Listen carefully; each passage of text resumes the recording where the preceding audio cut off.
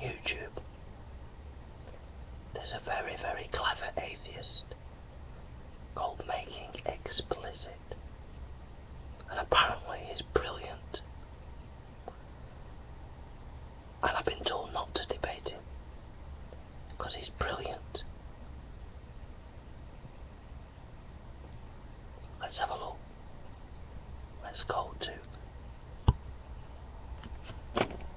his site. Let's have a look.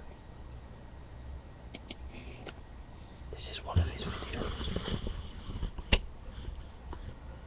Arguing for God's cruelty. The C proposition.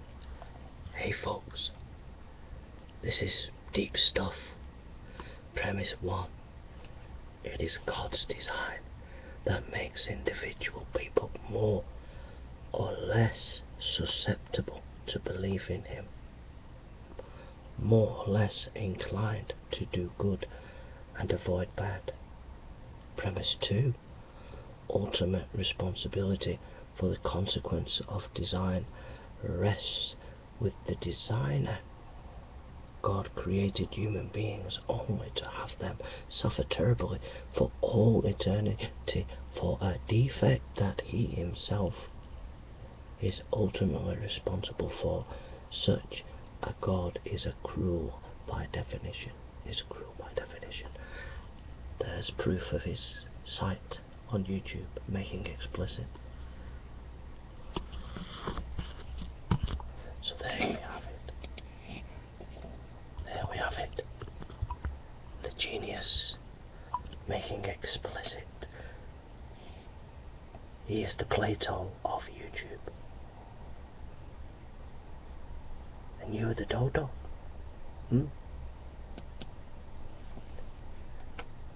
We dare not question these superior, clever intellects, these superior, clever atheists out there. No, not us. We are but mere mortal men. These are the gods of reason, the great geniuses of our time. Let's have a look at the proposition again. Premise 1. It is God's design that makes individual people more or less susceptible to believe in Him, more or less inclined to do good and avoid bad. It's interesting to note that not one philosopher or theologian would ever or has ever said anything like that. So this guy has invented a premise to make it look as if it's a Christian premise. It also falls down because it doesn't understand freedom of the will. Yes, God created individuals, but He did not make them more or less susceptible to belief in Him, or less inclined to do good and avoid bad. Each individual person has their own choice. Premise number 2. Ultimate responsibility for the consequence of design rests with the designer. So, a mother and father have a child. The child grows up to be 18 years of age. The child, who is now 18, goes off and commits murder. Are the parents responsible for the 18-year-old son who's killed someone? Or is the 18-year-old person responsible for their own actions? So it doesn't follow. The premise just doesn't follow.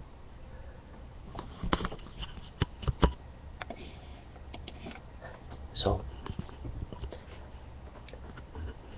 we, mere mortals, dare not speak. We dare not lift our voice. We dare not come out on YouTube for fear of these great minds like Making Explicit.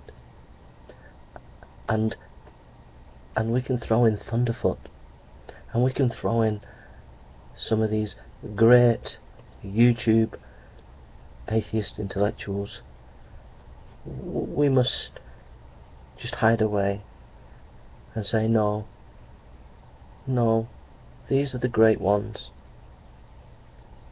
Well, no, actually,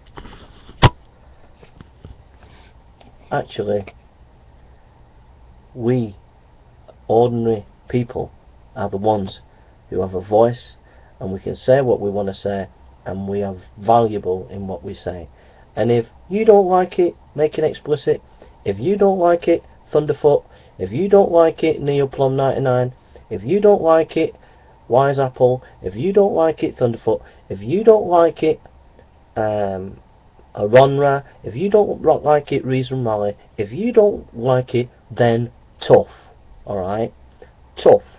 We're here, we're going to speak, we have a voice, and if you don't like it, then tough. Alright? Every human being has the right to a voice and to be respected for their opinions and views.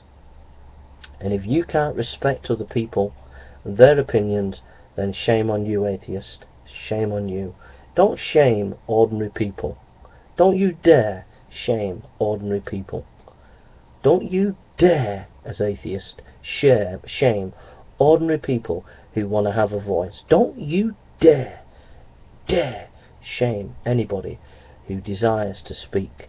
Everybody has a right to speak and have their opinion. Everybody. Everybody. Everybody.